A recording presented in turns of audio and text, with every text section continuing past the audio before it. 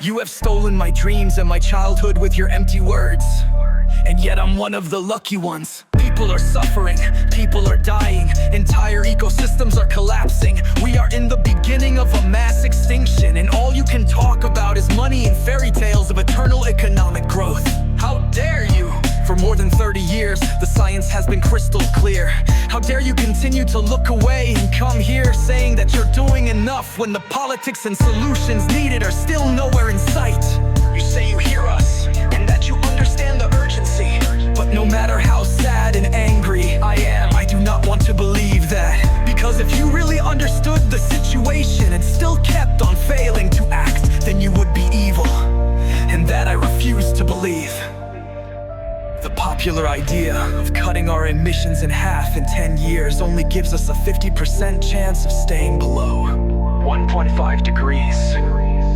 And the risk of setting off irreversible chain reactions beyond human control. 50% may be acceptable to you. But those numbers do not include tipping points, most feedback loops, additional warming hidden by toxic air pollution, or the aspects of equity and climate justice.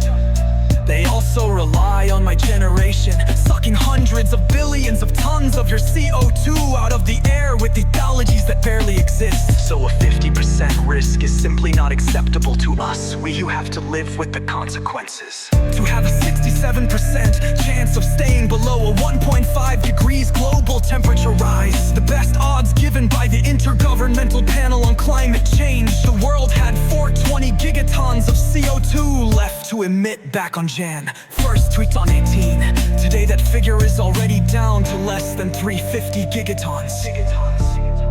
How dare you pretend that this can be solved with just business as usual and some technical solutions?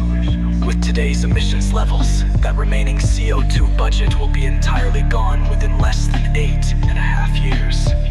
There will not be any solutions or plans presented in line with these figures here today, because these numbers are too uncomfortable. And you are still not mature enough to tell it like it is.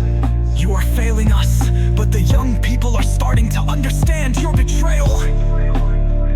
The eyes of all future generations are upon you.